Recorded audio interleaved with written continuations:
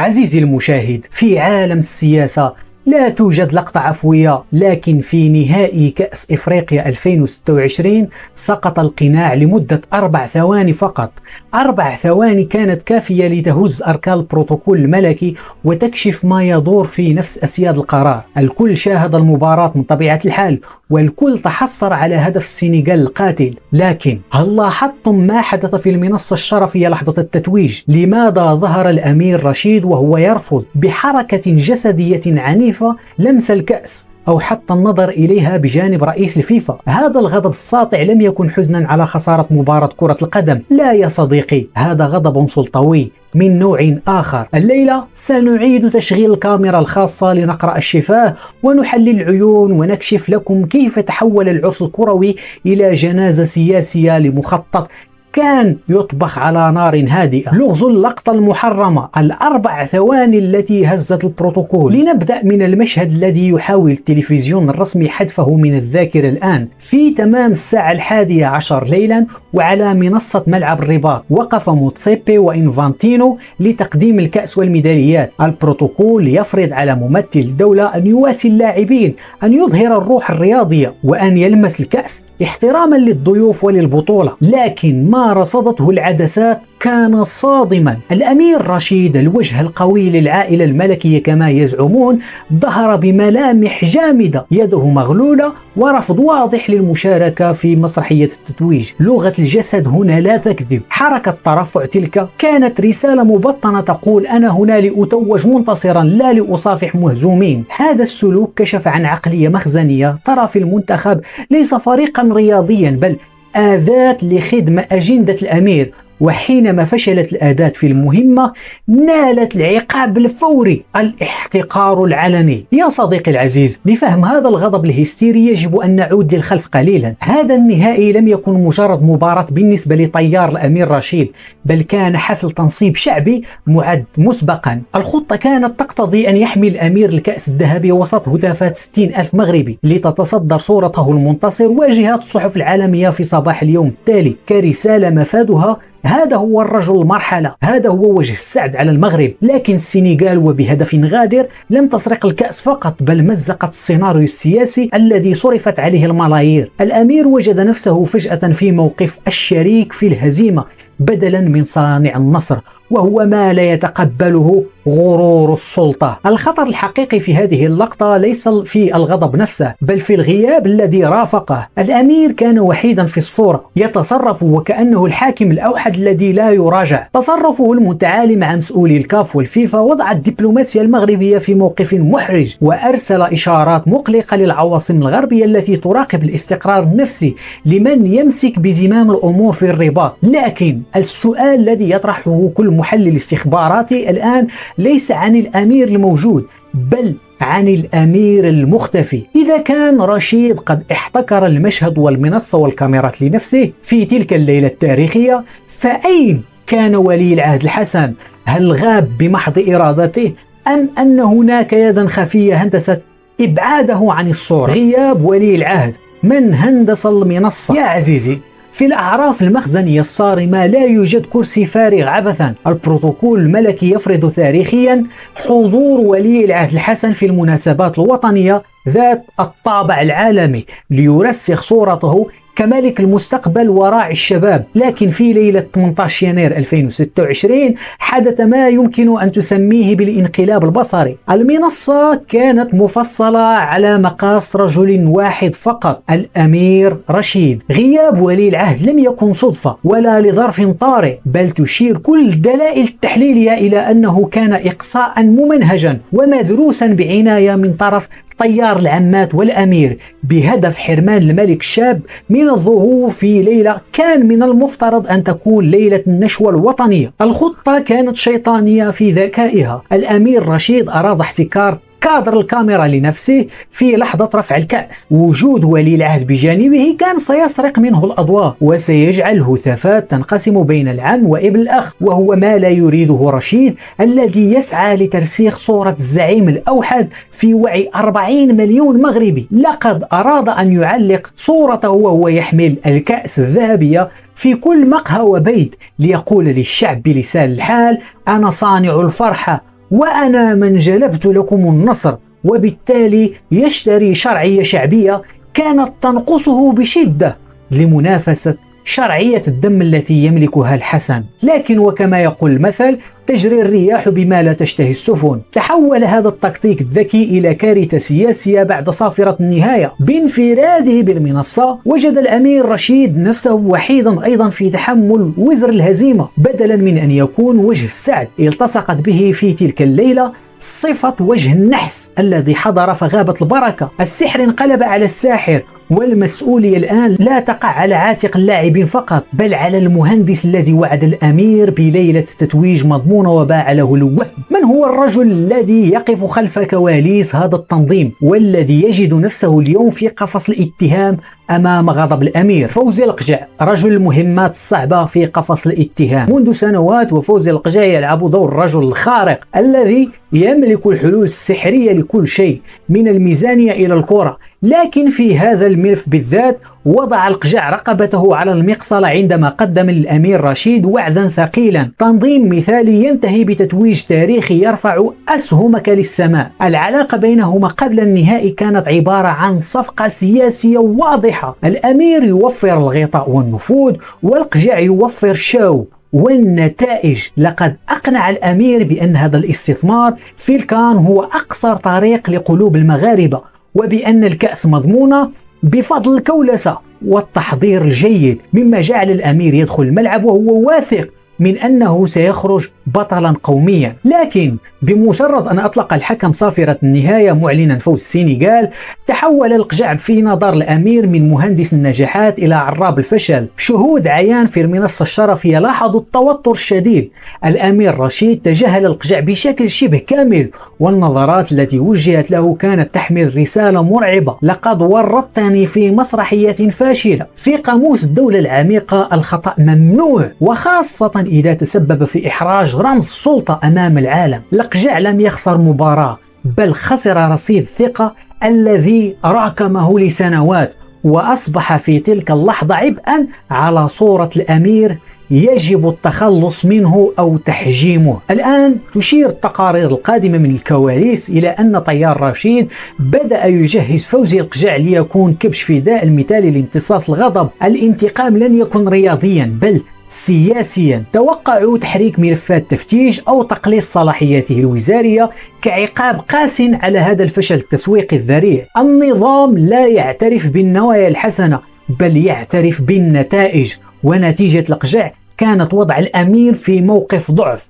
ولكن إذا كان القجع هو المسؤول عن التخطيط، فمن هو القاتل المأجور الذي نفذ الحكم في الدقيقة الأخيرة وقلب الطاولة؟ من هو اللاعب الذي تحولت قدمه إلى مطرقة هدمت المعبد على رؤوس الجميع؟ الهدف القاتل باب جاي يبعثر أوراق القصر. في الدقيقة 112 من الشوط الإضافي توقف الزمن في الرباط. تسديدة اللاعب السنغالي باب جاي المباغتة لم تهز الشبال فحسب، بل اخترقت الجدار النفسي الذي بناه الأمير رشيد طيلة شهر كامل. في جزء من الثانية تحول ملعب مولاي عبد الله من مسرح تتويج يغلب الحماس إلى مقبرة صامتة. الجماهير التي حشدت لتهتف باسم الأمير وباسم الانتصار ألجمت بصدمة الواقع، وسقط سيناريو الفرحة الإجبارية في الماء. المنظمون وجدوا أنفسهم أمام حقيقة عارية ومرعبة: لا يمكنك هندسة كل شيء، والكرة المستديرة لا تعترف بالمقامات ولا بالخطط السياسية المسبقة. لكن الزلزال الحقيقي لم يكن في العشب بل كان في المقصورة الملكية. الكاميرات التي كانت تستعد لتوثيق ابتسامة النصر وثقت بدلا من ذلك صمتا مرعبا خيم على الأمير وحاشيته. لقد تحول العرس الكروي فجأة إلى جنازة سياسية، فالضيوف الكبار من إيفانتينو إلى موتسيبي كانوا شهودا على انكسار هيبة المضيف الأمير الذي أراد أن يظهر بمظهر الرجل القوي الذي يجلب الحظ والانتصارات. وجد نفسه عاريا أمام شعبه، محروما من صورة البطل، مجبرا على مشاهدة الاحتفالات ديال الخصم في عقر داره، وهو أقصى درجة الإحراج لشخصية تبني شرعيتها على الهبة. المفارقة الساخرة التي لم يحسب لها القصر حسابا هي أن الطعنة جاءت من السنغال، الحليف الدبلوماسي والاستراتيجي رقم 1 للمملكة. اللاعب باب جاي لم يكن يعلم أنه بتلك الركلة لم يسجل هدفا رياضيا فقط، بل بعثر أوراقا سياسية دقيقة وحول الصديق الوفي إلى كابوس. هذا الهدف أثبت للجميع أن الدبلوماسية والمال قد يشترون المواقف الدولية، لكنهم عاجزون عن شراء اللحظة التاريخية. ومع تبخر الحلم بدأ الغضب المكتوم يتسرب من القلوب إلى الحناجر، مهددا بانفجار فوضوي لم يكن في الحسبان. هل كان ما حدث بعد الصافرة مجرد غضب جماهيري أم ثغرة أمنية مفتعلة؟ اقتحام الجماهير ثغرة أمنية أم برسالة؟ مباشرة بعد صافرة النهاية تحول المستطيل الأخضر إلى ساحة حرب وفوضى عارمة تناقلتها عدسات سبورت بايبل ووكالة الأنباء العالمية. مئات المشجعين يقتحمون الملعب ورجال الأمن يطاردون الأشباح. السؤال الذي يطرحه كل خبير أمني هنا ليس كيف دخلوا، بل لماذا تركوا ليدخلوا. نحن نتحدث عن نهائي قاري وعن ملعب يفترض أنه حصن منيع يشرف عليه جهاز أمني يقوده فعليا جنرالات محسوبون على طيار الأمير رشيد ومنهم الحموشي. هذا الاختراق الأمني السهل والمريب في لحظة حساسة يضرب في الصميم السردية التي يروج لها الأمير: أنا رجل الضبط والربط. فجأة دار للعالم أن القبضة الحديدية التي يفتخر بها هي في الحقيقة قبضة من زجاج تكسرت أمام أول اختبار جماهيري حقيقي. التحليل الاستخباري لما حدث يذهب أبعد من مجرد انفلات عفوي بسبب الغضب.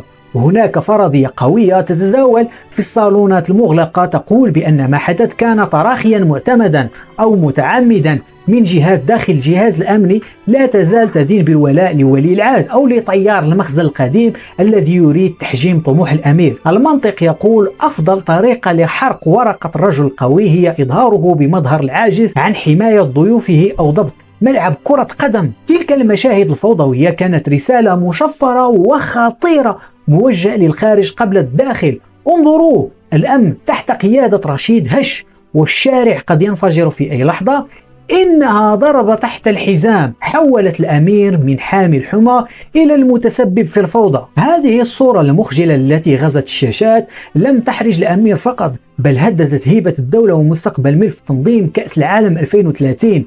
الأمير رشيد وجد نفسه محاصرا بين مطرقة الفشل الرياضي وسندان الفضيحة الأمنية. خصومه داخل القصر لم يحتاجوا لفعل كثير، فقط تركوا الأمور تنفلت لبضع دقائق لتهدم ما بناه الأمير في شهور. وأمام هذا الخطر الداهم الذي يهدد سمعة المملكة بأكملها كان لا بد من تدخل سلطة عليا لقطع الطريق وسحب الفتيل فورا. من هي الجهة التي تحركت بسرعة البرق لإنقاذ ما يمكن إنقاذه وتجريد الأمير من ورقة رد الفعل؟ البيان الملكي الفوري: قطع الطريق. في اللحظة التي كانت فيها الجماهير تغلي والأمير رشيد يستعد لتفجير غضبه، جاء الرد من الأعلى بسرعة غير مسبوقة. الديوان الملكي لم ينتظر حتى يغادر اللاعبون غرف الملابس، بل أصدر بيان تهنئة فورا في لغة البروتوكول. هذه السرعة ليست عفوية، إنها فرملة طوارئ سحبتها المؤسسة الملكية لقطع الطريق على أي استثمار سياسي للغضب. الرسالة كانت واضحة وحاسمة: الملف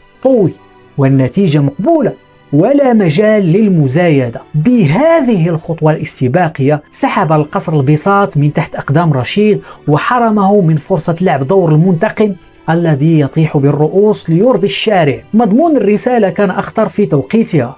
التركيز على الروح الرياضية والتذكير بمونديال 2030 كان توجيها مباشرا للرأي العام بأن ينظر للمستقبل وينسى ما حدث في تلك الليلة. هذا التدوير الإيجابي للأزمة كان يهدف لحماية مؤسسات الدولة، الجامعة والحكومة من بطش الأمير رشيد الذي كان يمني النفس بتحويل الهزيمة إلى محكمة ميدانية يصفي فيها حساباته مع خصومه بحجة الفشل. البيان الملكي وضع خطا أحمر عريضا: المنتخب خط أحمر والاستقرار المؤسساتي أهم من نتيجة المباراة، وأي تحرك عقابي الآن سيبدو كخروج عن الإرادة الملكية السامية. بصيغة أخرى، المخزن قال للجميع: انتهى الدرس، لقد تم إغلاق القوس. المباراة بقفل ملكي لا يملك أحد مفاتيحه سواه. الأمير وجد نفسه مجردا من السلاح، فلا هو احتفل بالنصر ولا هو استطاع استغلال الهزيمة. الغضب الذي كان يجب أن ينفجر في وجه المسؤولين علنا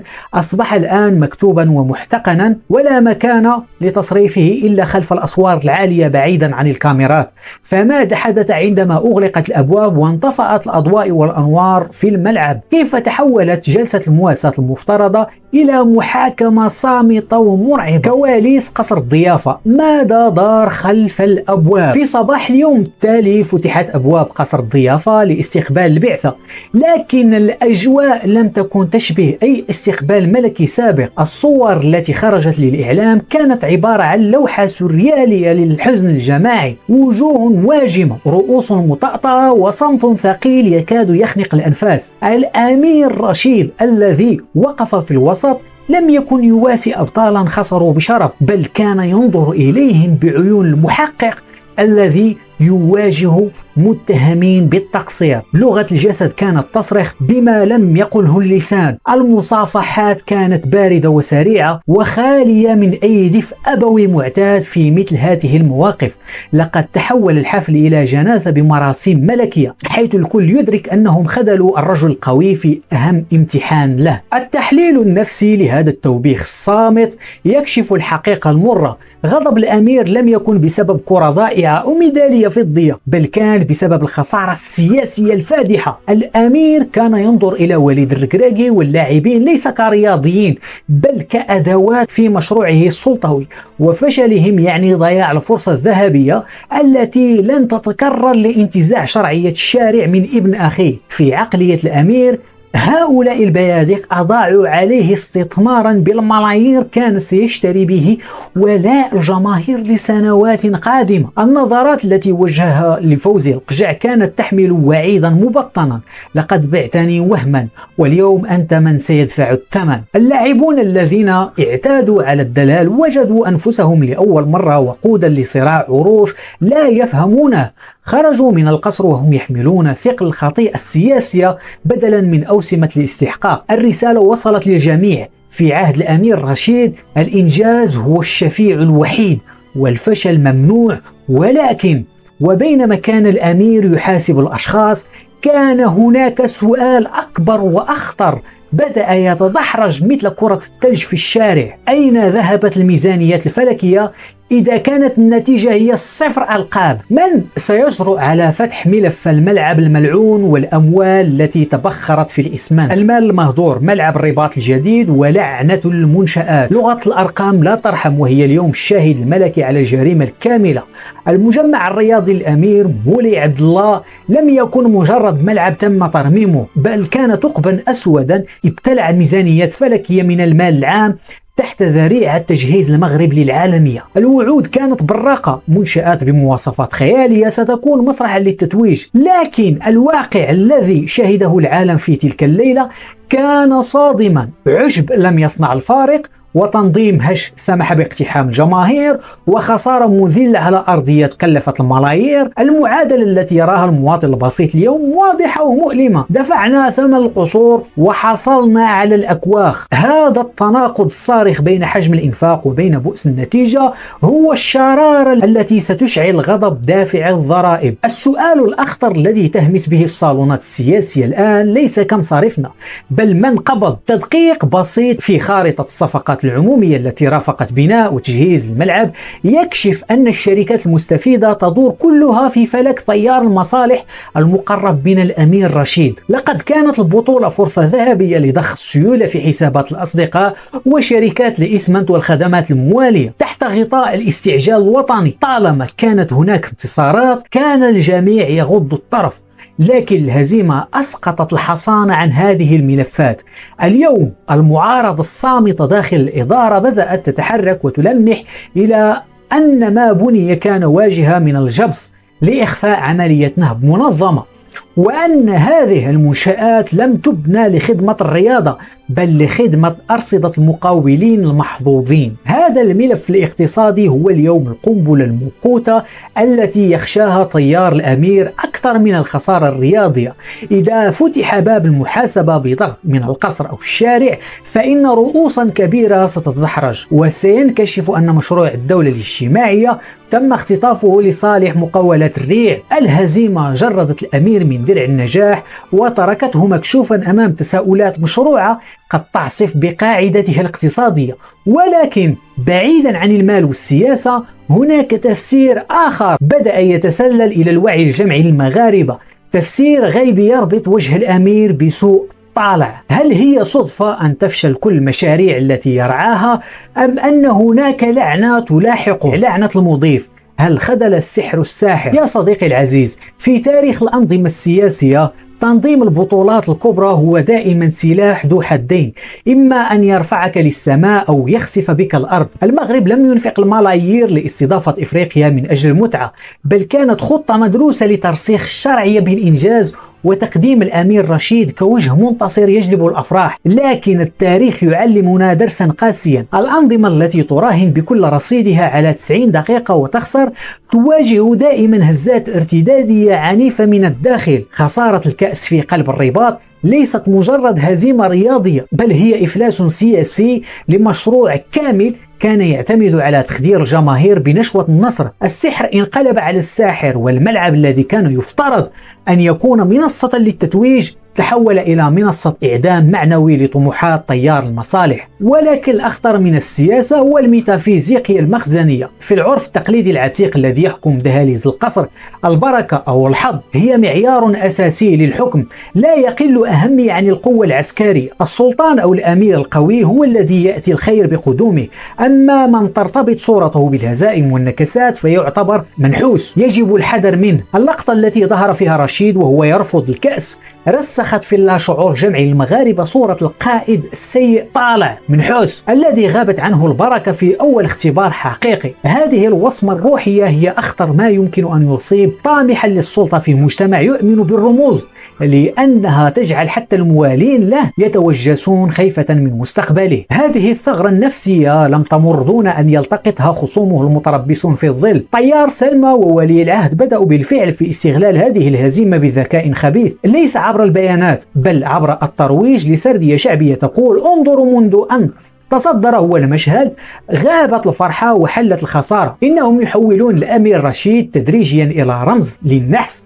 في نظر العامة، وهي تهمة لا يمكن لأي جيش أو مال أن يمحوها بسهولة. المعركة انتقلت الآن من صراع على الصلاحيات إلى صراع على القبول الرباني، والأمير وجد نفسه يحارب أشباحا لا يراها. فماذا بقي في جعبته بعدما أن خسر الشارع والملعب والبركة؟ ما بعد الصافرة؟ رشيد يبحث عن ساحة بديلة. بإطلاق الحكم لصافرة النهاية في الرباط أعلن رسميا عن وفاة مشروع الشرعية عبر الكرة. الأمير رشيد خرج من هذا المولد الصاخب بلا حمص، فلا هو رفع الكأس الذهبية ولا هو حظي باحتفالات الشارع التي كان يمني النفس بها. المراهنة على مزاج الجماهير المتقلب كانت قامرة سياسية خاسرة. والدرس الذي استوعبه الأمير بمرارة في تلك الليلة هو أن حب الشعوب لا يشترى ب90 دقيقة، وأن الشرعية التي تأتي مع الأهداف تذهب مع صافرة الاستهجان. لقد انقشع غبار المعركة الكروية ليجد الأمير نفسه عاريا من الدرع الشعبي ومواجه الواقع السياسي يزداد شراسة، حيث لا يرحم الخصوم القائد المهزوم. لكن من يعتقد أن الأمير سيرفع الراية البيضاء فهو لا يعرف سيكولوجية السلطة. القاعدة تقول: عندما تفشل في الإمتاع انتقل فورا إلى الإخضاع. الضربة القادمة لن تكون في الملاعب بل ستزلزل أركان الوزارات والإدارات الكبرى. المعلومات تؤكد أن الأمير بصدد إطلاق حملة تطهير واسعة تحت عنوان المحاسبة حسب كما يزعمون أو حسب تفكيرهم، لكن هدفها الحقيقي هو تقديم أكباش فداء لامتصاص الغضب الشعبي وإعادة إحكام قبضته الحديدية على مفاصل الدولة. توقعوا زلزالا حكوميا وحملة إقالات في الظل ستطال رؤوسا كبيرة بما فيها وجوه رياضية بارزة مثل الركراكي ليقول للجميع: أنا لست سبب الفشل بل هم الفاسدون الذين خذلوني وخذلوا الوطن. هذه التحركات العنيفة ليست سوى إعادة تموضع استعدادا للحرب الكبرى القادمة مونديال 2030. ما حدث في 2026 كان مجرد بروف فاشلة، والأمير يدرك أن الخطأ ممنوع في المحطة القادمة. الفترة المقبلة ستشهد عسكرة شاملة للملفات الاستراتيجية وإبعادا لكل الأصوات المشككة أو المحسوبة على طيار ولي العهد. نحن مقبلون على مرحلة تكسير العظام داخل المكاتب المكيفة، حيث سيحاول رشيد بناء شرعية جديدة ليس عبر الفرحة بل عبر الخوف والسيطرة المطلقة. المعركة انتهت في الملعب لكنها بدأت لتوها في الديوان. انتظروا الفيديو القادم الذي سيكون مفاجأة لكم. لا تنسوا الاشتراك في القناة وتفعيل زر الجرس وتشجيع هذا الفيديو واللايك. كان معكم محمود، تشاو تشاو، بسلامة.